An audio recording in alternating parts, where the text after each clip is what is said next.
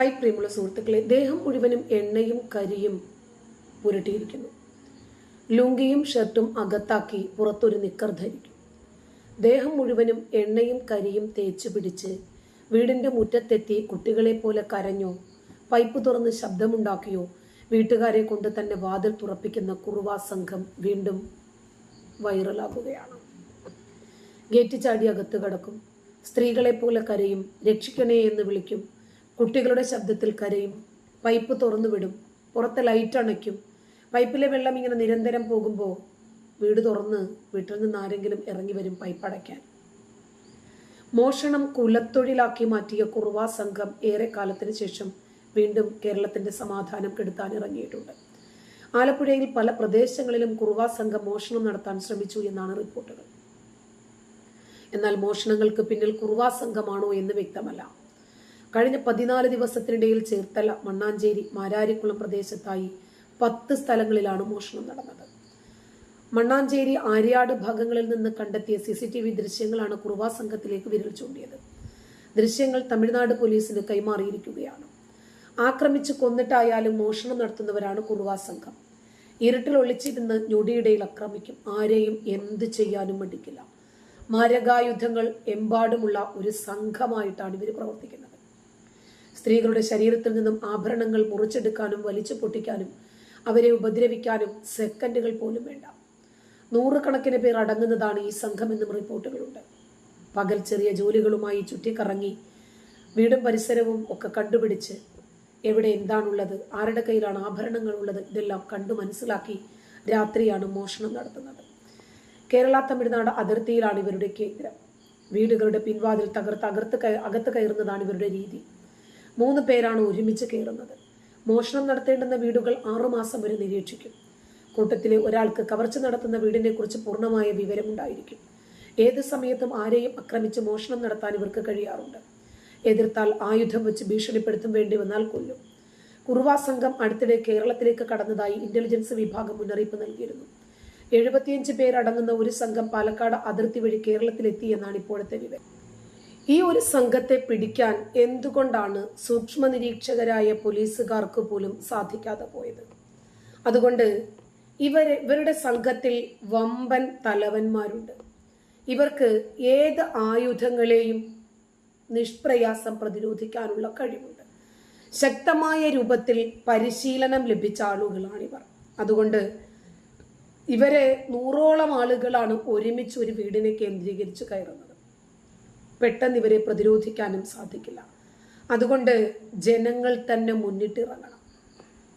മലയാളികളുടെ പേടി സ്വപ്നമായി മാറിയ കുറുവാ കൊള്ളസംഘത്തെ പിടികൂടുന്നവർക്ക് വമ്പൻ വാഗ്ദാനമാണ് മുന്നോട്ട് വച്ചിരിക്കുന്നത്. മോഷ്ടാക്കളെ പിടികൂടാൻ യുവാക്കളും സന്നദ്ധ സംഘടനകളും രംഗത്തിറങ്ങുന്നതിന് പ്രോത്സാഹനമായി കരപ്പുറം ഡ്രൈവിംഗ് സ്കൂൾ ഉടമയായ രാജശേഖരൻ സൗജന്യ ഡ്രൈവിംഗ് പരിശീലനം നൽകാമെന്നാണ് പ്രഖ്യാപനം നടത്തിയിരിക്കുന്നത്. അതേസമയം ഒരു പരിധിവരെ ഈ പരിചയമില്ലാത്ത അന്യസംസ്ഥാന തൊഴിലാളികളെ പണിക്ക് വിളിക്കുന്നത് നമുക്ക് പണി കിട്ടാൻ കാരണമാണ്. കാരണം നമ്മുടെ വീട്ടിനകത്തുള്ള സകല കാര്യങ്ങളും അവരറിയുന്നു. ആഭരണങ്ങളാണെങ്കിലും നമ്മുടെ സാമ്പത്തിക സ്ഥിതിയാണെങ്കിലും അവിടെ എത്ര ആണുങ്ങളുണ്ട്, എപ്പോൾ വരും, എപ്പോൾ പോകും, നമ്മുടെ വീടിന്റെ പരിസരം മുഴുവനും വീക്ഷിക്കാൻ അവർക്കൊരു സഹായമാകുവാണ്. കുറുവാ ഭീഷണി വ്യാപകമാകുന്ന സാഹചര്യത്തിൽ അന്വേഷണ ഉദ്യോഗസ്ഥരെ നിയമിച്ചിട്ടുണ്ട്. കുറുവാ സംഘത്തെ പിടികൂടുക എന്ന ലക്ഷ്യത്തോടെയാണ് പോലീസ് പുതിയ അന്വേഷണ സംഘത്തെ നിയോഗിച്ചിരിക്കുന്നത്. ഡിവൈഎസ്പി മധുബാബുവിന്റെ മേൽനോട്ടത്തിൽ 7 സ്പെഷ്യൽ സ്ക്വാഡിനെയാണ് അന്വേഷണത്തിനായി നിയോഗിച്ചിരിക്കുന്നത്. ഇതിനു പുറമെ കഴിഞ്ഞ ദിവസങ്ങളിൽ മോഷണം നടന്ന സ്ഥലങ്ങളിൽ രാത്രിയിൽ പോലീസ് പെട്രോളിംഗ് ശക്തമാക്കിയിട്ടുണ്ട്. ഇനി വേറൊരു കാര്യമുണ്ട്. കുറുവാ സംഘം എന്ന പേരിൽ മലയാളികൾ തന്നെയാണെങ്കിലോ ഇങ്ങനെ ഒരു സംഘം ഉണ്ടാക്കി വീടുകൾ കേന്ദ്രീകരിച്ച് ഈ രൂപത്തിൽ പോകുന്ന എത്ര കൊല്ലമായി നമ്മൾ ഈ കുറുവാ സംഘത്തെ കുറിച്ച് കേൾക്കുന്നു. എന്തേ ഇതുവരെ ഇവരെ പിടിക്കാൻ സാധിക്കാതെ പോകുന്നത്? ഏത് വിധേയനും സംഘത്തെ പിടിക്കാനാണ് പോലീസ് ഒരുങ്ങുന്നത്. ഏതു രാത്രിയിലും എവിടെയും അവരെത്തും. ഇരുട്ടുള്ളിടത്തെല്ലാം ഒളിഞ്ഞിരിക്കും. പിന്നിലൂടെ എത്തി ഞൊടിയിടയിൽ ആക്രമിച്ച് വീടിനകത്തേക്ക് ഇരച്ചു കയറും. സ്ത്രീകളുടെ ശരീരത്തിലെ ആഭരണങ്ങൾ മുറിച്ചെടുക്കും. വേണ്ടി വന്നാൽ ജീവനുമെടുക്കും. 100ഓളം വരുന്ന കവർച്ചക്കാരുടെ കൂട്ടമാണിത്. എതിർക്കാൻ ശ്രമിക്കുന്നവരെ ആയുധം വെച്ച് കീഴ്പ്പെടുത്തി കവർച്ച നടത്തി മടങ്ങുന്നതാണ് രീതി. കുറുവാ സംഘം ഒരിടവേളയ്ക്ക് ശേഷം വീണ്ടും നാട്ടുകാരുടെയും പോലീസിന്റെയും ഉറക്കം കെടുത്തുകയാണ്. ചേർത്തലയിൽ മണ്ണഞ്ചേരി മാരാരിക്കുളം മേഖലയിലാണ് കുറുവാ സംഘം എന്ന് സംശയിക്കുന്ന മോഷ്ടാക്കളെ പിടികൂടാൻ കണ്ണിൽ എണ്ണയൊഴിച്ച് നാട്ടുകാർ കാത്തിരിക്കുന്നത്. കഴിഞ്ഞ രണ്ടാഴ്ചയ്ക്കിടെ 10ഓളം സ്ഥലത്താണ് മോഷണവും മോഷണ ശ്രമങ്ങളും നടന്നത്. ഒക്ടോബർ 29-നാണ് മണ്ണഞ്ചേരിയിൽ കുറുവാ സംഘം എന്ന് സംശയിക്കുന്നവരുടെ ആദ്യ മോഷണ ശ്രമം ഉണ്ടായത്. നേതാജി ജംഗ്ഷന് സമീപം മണ്ണെഴുത്ത് രേണുകയുടെ വീട് കുത്തി തുറന്ന് അകത്തു കയറിയെങ്കിലും ഒന്നും നഷ്ടപ്പെട്ടില്ല. പകൽ ചെറിയ ജോലികളുമായി ചുറ്റിക്കറങ്ങും, രാത്രി മോഷണം, എതിർത്താൽ ആക്രമണം. കുറുവാ സംഘത്തിന്റെ രീതി ഇങ്ങനെയാണെന്നാണ് പോലീസ് പറയുന്നത്. കേരളത്തിൽ പല അന്യ സംസ്ഥാനക്കാർക്ക് എത്ര വേണമെങ്കിലും ജോലി, അവർക്ക് വീടുകൾ വേണോ, അവർക്ക് സ്ഥാപനങ്ങൾ വേണോ, എന്തു വേണമെങ്കിലും കൊടുക്കാൻ ഇവിടെ ആളുകളുണ്ട്. അന്യ സംസ്ഥാനക്കാരിങ്ങോട്ട് വരുന്നു പോകുന്നു. ഈ വരുന്ന ആളുകളുടെ കണക്കുകൾ എവിടെയെങ്കിലും ഉണ്ടോ? നമ്മൾ വയനാട് മുണ്ടക്കൈ ചൂരൽമല ദുരന്തം നടന്ന സമയത്ത് നമ്മൾ ശ്രദ്ധിച്ച വസ്തുതയാണിത്. എത്ര പേരാണ് മുങ്ങിപ്പോയത്? ഒരു കണക്കുമില്ല. മൃതദേഹങ്ങളെ തിരിച്ചറിയാൻ ഒരാൾക്കും സാധിക്കാതെ പോകും. ആ നാട്ടുകാരാണെങ്കിൽ അവരെ തിരിച്ചറിയാൻ ആർക്കെങ്കിലും സാധിക്കണ്ടേ? അതുണ്ടാകുന്നില്ല. ഇടത്തും ഈ സംഘം മോഷണം നടത്തിയിട്ടുണ്ട്. കേരള തമിഴ്നാട് അതിർത്തിയിലാണ് ഇവരുടെ താവളം. കമ്പം, കോയമ്പത്തൂർ, മധുര, തഞ്ചാവൂർ എന്നിവിടങ്ങളിലും ഇവരുടെ കേന്ദ്രങ്ങളാണ്. മോഷണം എന്ന കുലത്തൊഴിലിൽ നിന്ന് ഇവരെ മോചിപ്പിക്കാൻ തമിഴ്നാട് സർക്കാർ വീടുകൾ ഉൾപ്പെടെ നൽകിയെങ്കിലും പിന്തിരിപ്പിക്കാൻ കഴിഞ്ഞിട്ടില്ല. വീടുകളുടെ പിൻവാതിൽ തകർത്ത് അകത്തു കയറുന്നതാണ് ഇവരുടെ രീതി. പലപ്പോഴും 3 പേർ ഒന്നിച്ചാണ് മോഷണത്തിനെത്തുന്നത്. കണ്ണുകൾ മാത്രം പുറത്തു കാണാവുന്ന വിധത്തിൽ തോർത്ത് തലയിൽ കെട്ടും. ഷർട്ടും ലുങ്കിയും അരയിൽ ചുരുട്ടിവെച്ച് അതിനു മീതെ നിക്കർ ധരിക്കും. ശരീരത്തിൽ എണ്ണയും കരിയും പുരട്ടും. പിടികൂടിയാൽ വഴുതി രക്ഷപ്പെടാനാണിത്.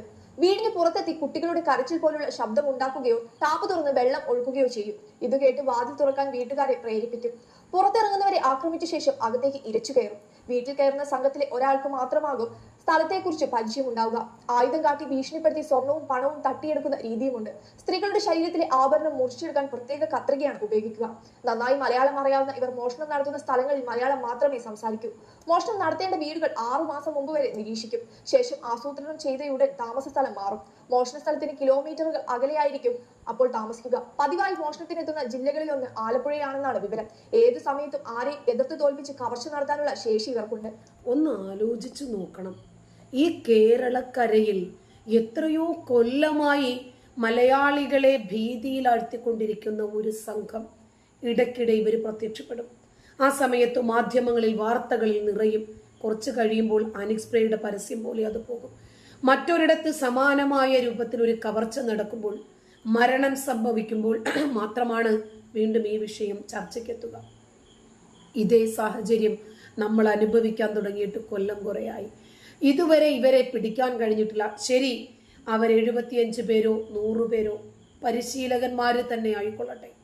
എന്താണ് ഇതിന് പരിഹാരം? നമ്മുടെ കേരള പോലീസിൽ പ്രഗത്ഭരായ ആളുകൾ, പരിശീലനം ലഭിച്ചവർ ഇല്ല എന്നാണോ? അതോ ഇവരെ പിടിക്കാൻ ഇപ്പോൾ പാരിതോഷികം പോലും പ്രഖ്യാപിച്ചിരിക്കുന്നത് നമ്മുടെ കേരള പോലീസ് ഇവർക്ക് മുമ്പിൽ പരാജയപ്പെട്ടു എന്ന ധ്വനിയാണോ നൽകുന്നത്? ചോദിച്ചു പോകുന്നതാണ്. നന്ദി.